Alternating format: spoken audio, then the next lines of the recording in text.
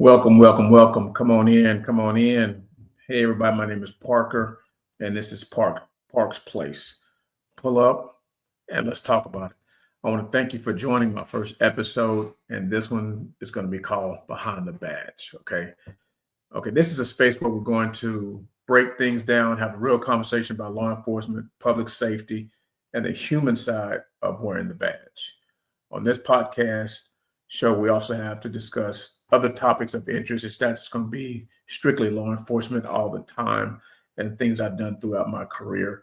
I'm going to also pick up on other things that may be going on in current events, maybe some politics, something like that. We'll see how it goes. But before I get started into this episode, Behind the Badge, I want you guys to know who you're talking to, meaning just my background and experience, just somebody just didn't pick up a camera or laptop and then just want to start talking about some stuff. So I just want to kind of give you a brief background on myself. Again, everybody calls me Parker, hence the name Park's Place. Um, I started out after I got out of high school. Went to the military, the Army, of course. I did about 8 years in the Army. I made sergeant pretty quick. I was in a combat unit. So we kind of ranked up pretty good. Oh, let me stop. Check out the merch I got already. Boom. Nice merch already. So if you want something, let me know. Now, back to what I was saying. Okay. Now, I did about 8 years active duty in the military. Started off my career in Germany. I did 4 years there, and I loved it. I did some time at Fort Benning. Went to Korea after that. And after that, I went back to Fort Hood. I'm from that area. And that's where I got out of the military back in 1994. That leads me into the next position I was at. After I got out of the military, I started working for the state of Texas with Texas Department of Criminal Justice. I did about 4 years there, and also I ranked pretty quick there. I started off on Texas Death Row back in '94. That's when they had called the celebrities on death row, the Gary Grahams, Henry Lee Lucas, a couple of names I forgot, by this time. So I did about 4 years there and decided to go into law enforcement. And mind you, law enforcement was not in my sights. I had no inkling, no desire to be a cop. My uncle was a cop back home. I know they didn't get paid very well, so I just decided that just was my cup of tea. Uh, when I got to the Texas Department of Corrections, my ultimate goal is to become a warden, and I've been happy and with that. Unfortunately, the pay is not that good. I know a lot of people say you shouldn't do things for the pay, but sometimes you do have to support yourself in some type of way. So after that, after I made sergeant, I was sergeant about 2 years. Um, I decided to actually go into law enforcement, and I was actually going to school. I actually was going to Sam Houston State at the time, and one of my classmates that we also worked together. She came to work and had some pamphlets or whatever they were, and I like to joke around a lot, so I snatched one of them out of her hand, and I asked her, "Hey, what are these?" She said, "Hey, those are law enforcement brochures." I quickly handed them back to her because, like I said, I did not want to go into law enforcement. Then I seen the salary. Salary was better than what I thought it was, and it was definitely a lot more money than what I was making as a sergeant in corrections. So I decided to give it a try, and I got hired. First, I think I applied at two suburban police departments here in the Dallas area. That didn't work out because if you had 200 people test for maybe 2 or 3 jobs. So I knew that wasn't going to work out. So I headed over to Dallas Police Department. I know it's a big city, and knew just as many people going out the back door that many was coming in the front. So I knew it was a revolving door, and I had a better chance of getting on with them. And so that's what I did. I did about 22 years with Dallas, and I retired in 2019, I believe it was. Um, and let me back up with that. And when I worked for Dallas, I started off at Southwest Patrol. Let me back up again. I was hired on with Dallas PD in 1997 and retired in 2019. Um, I started my career off at Southwest Patrol, which is off of Illinois Copper Hill. If I remember the address, I think it was 4400 West Illinois, if I'm not mistaken, right there at Illinois Copper Hill. Started my career there. Of course, being a rookie, ended up on deep nights, which it wasn't a problem for me. because my older kids at the time were small, and I needed that particular shift anyway. So I started off on deep nights in patrol. I did about 4 years in patrol, and one day I was working a part-time job. Sergeant, I didn't know him. He just started talking to me. He said, "Hey, have you ever thought about applying for the gang unit?" And I looked at him. I said, "What is a gang unit?"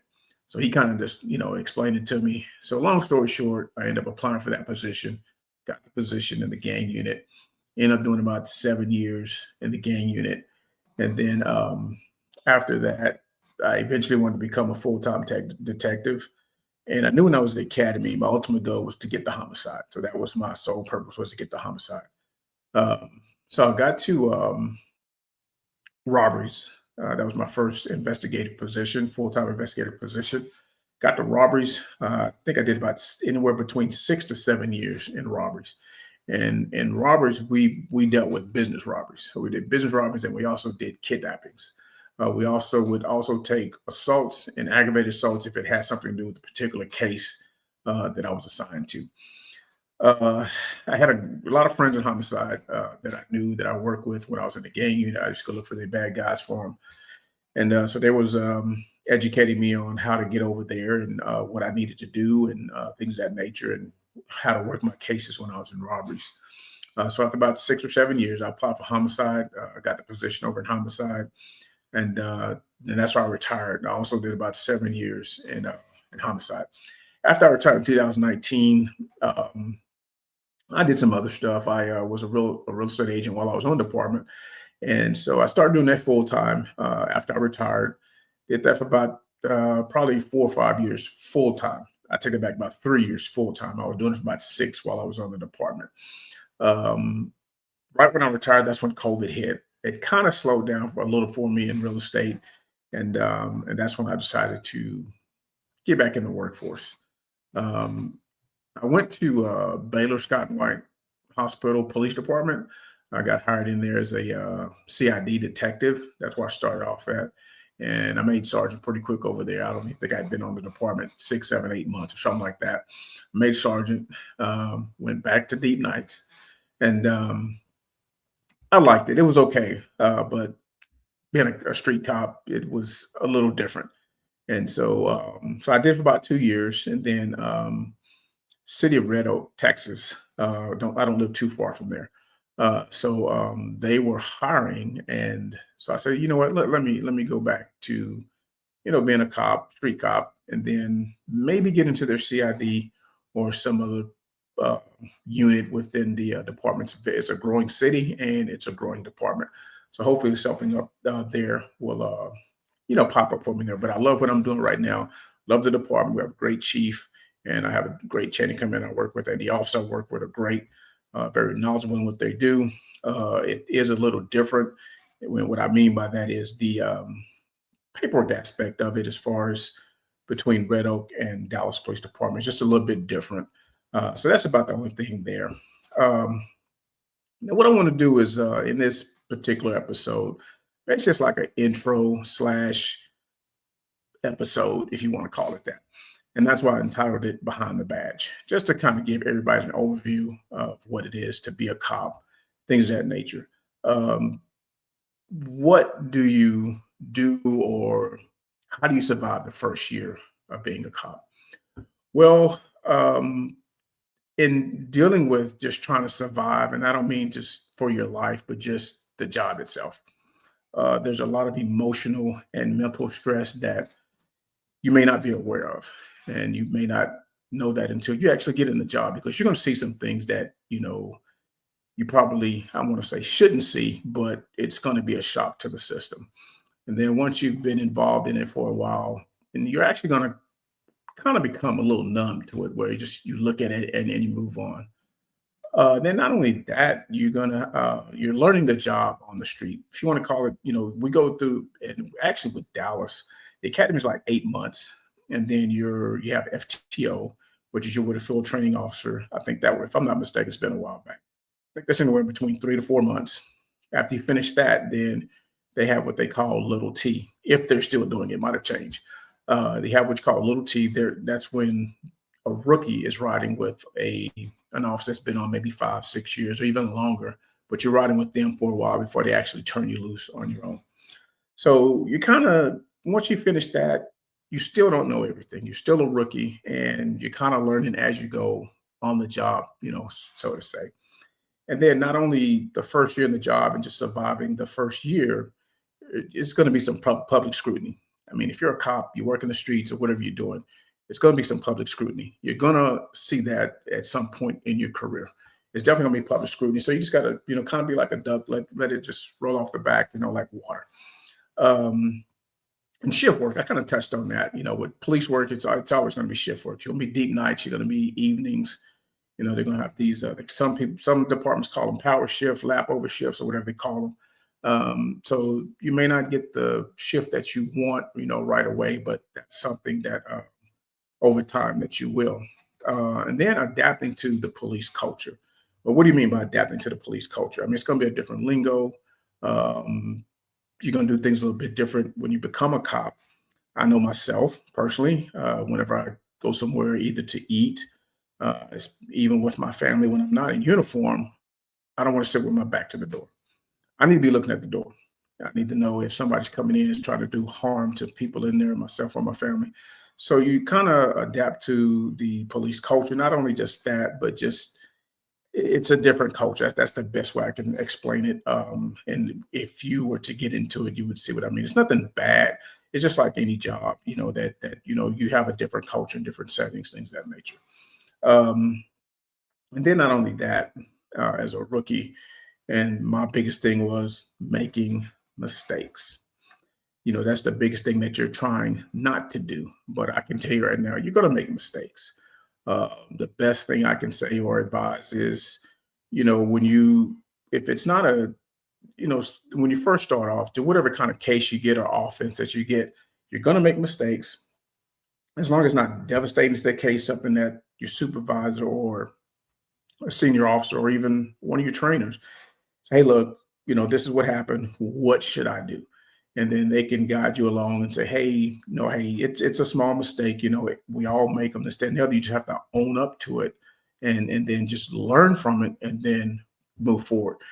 Basically, just from my experience when I was on the streets, we had good senior corporals, good trainers, and they would tell us, hey, when you get out on your own, if you have any questions, call us and we can walk you through it or things of that nature, or you can call one of your recruit buddies or somebody else. But before you make that big decision on your own, and, first thing they're going to ask you is, hey, what do you have?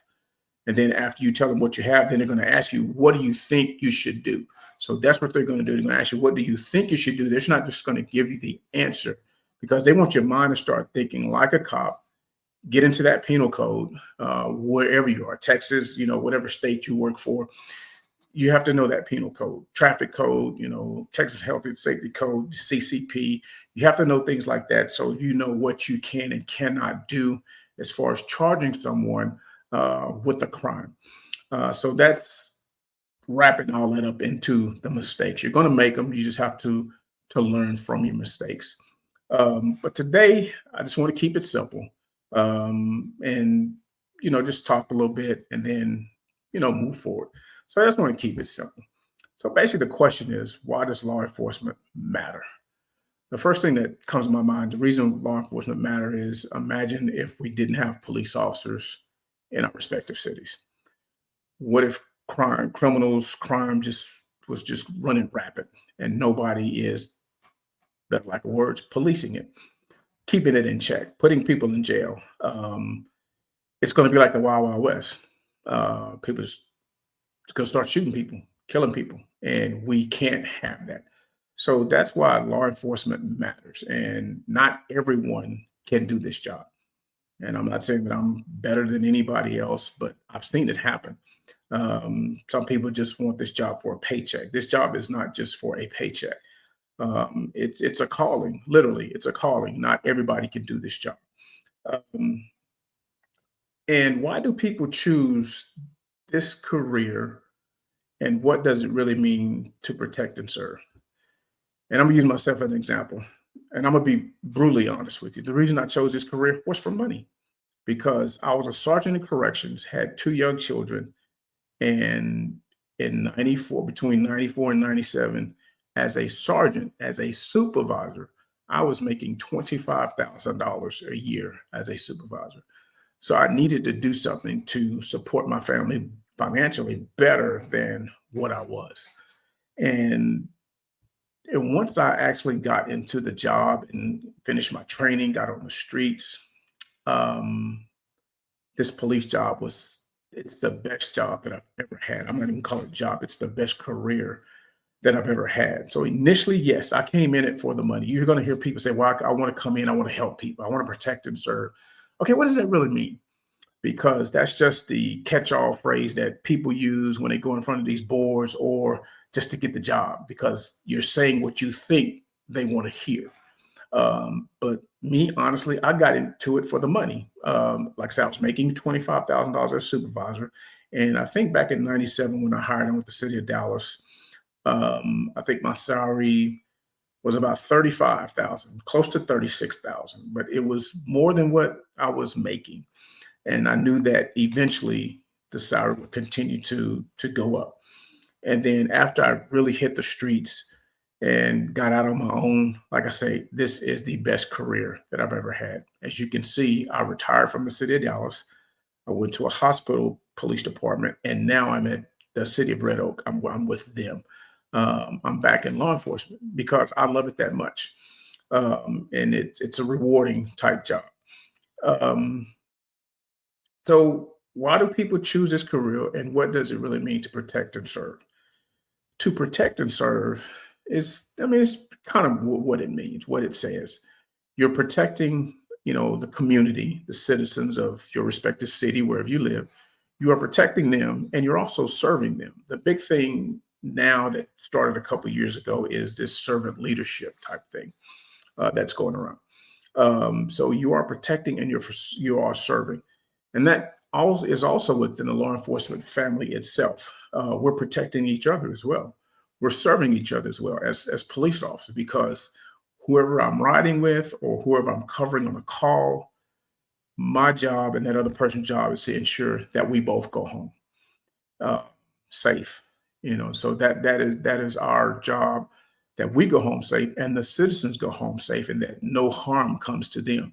And that's what a lot of people don't realize. I know there's a lot of negative media uh, out there about police officers, and some rightfully so.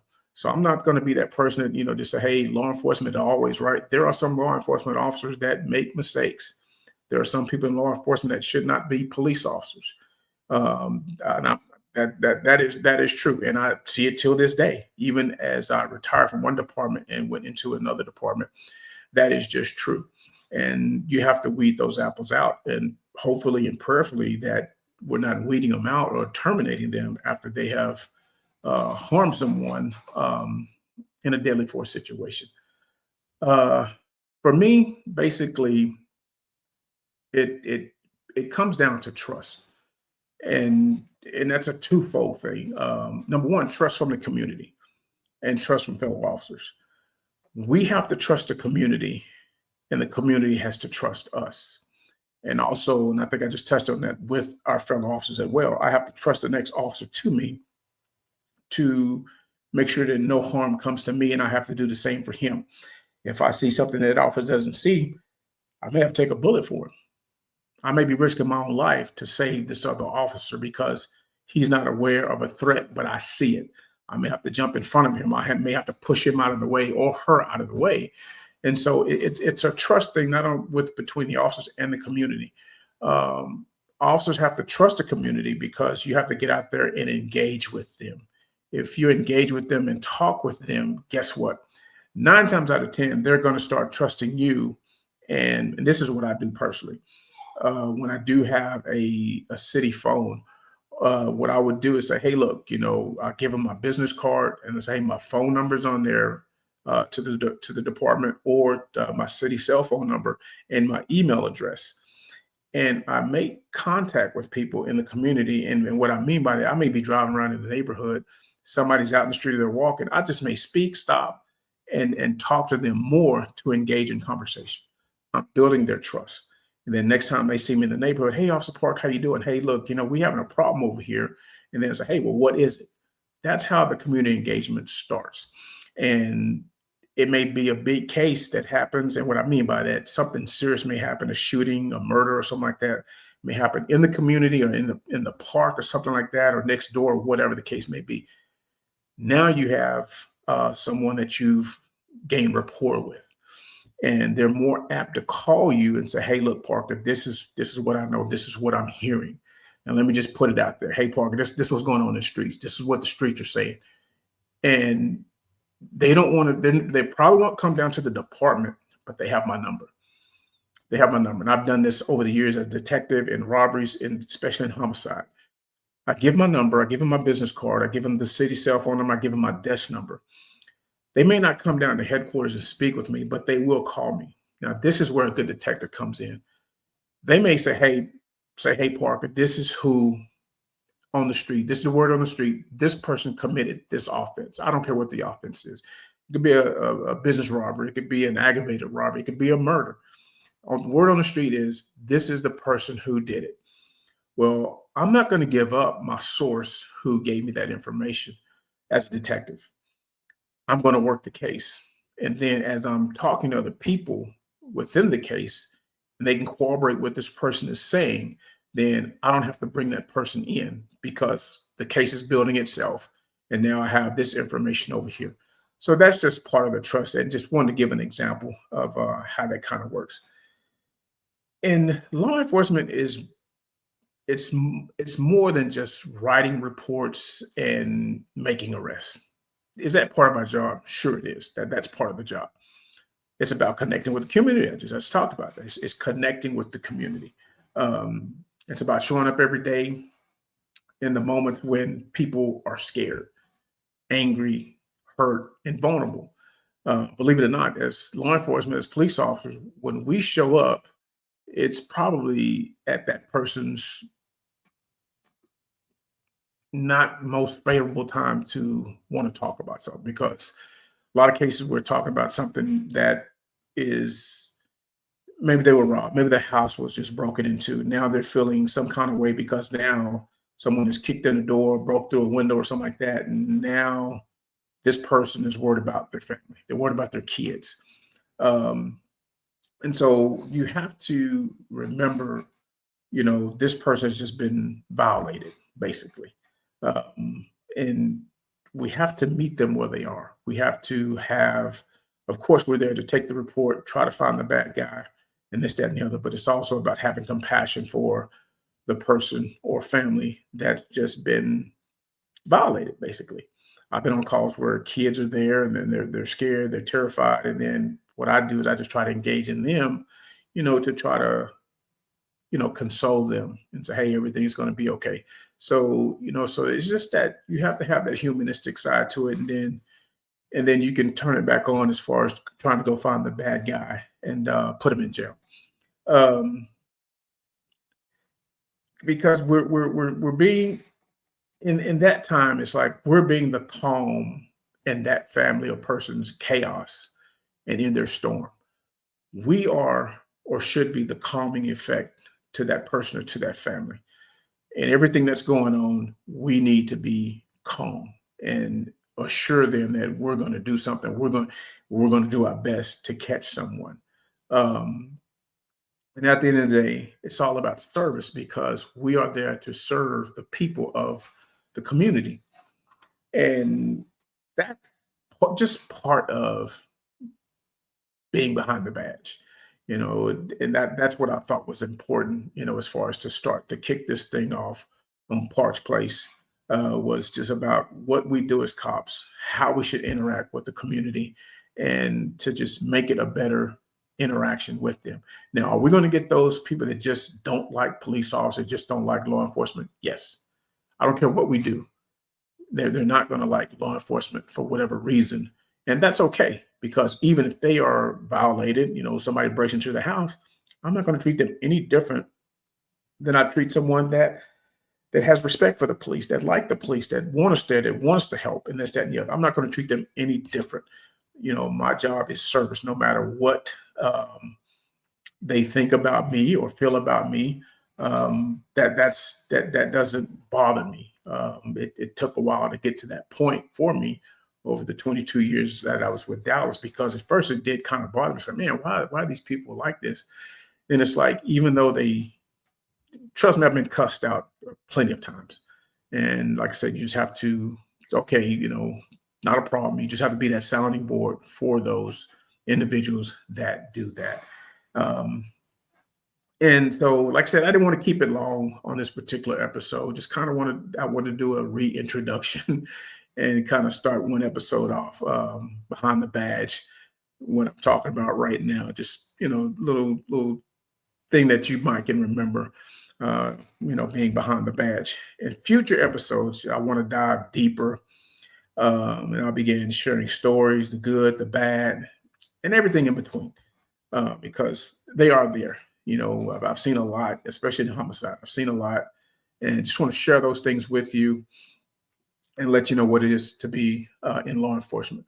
My hope is that whether you're a cop or a future recruiter, just curious about what happens behind the badge, to share that information with you. And I hope that you will find something here that feels real. That's one thing about me. I don't sugarcoat stuff, kind of straight to the point. A lot of times when people ask me, Parker, what do you think? Like when I'm on the job or whatever, or even sometimes my family say, Parker, what do you think? And I ask them two questions.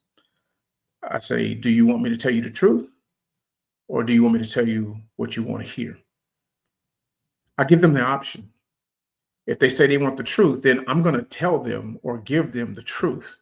Now, if they get upset, that's on them. But if you want to hear something just to tingle your ears and make you feel good and fuzzy inside, then you might want to tell me what I want to hear. So that works, kind of both ways. Um, so there's a lot of stuff coming up on my episodes, and I hope you guys continue to tune in. Like I said, this is the first one.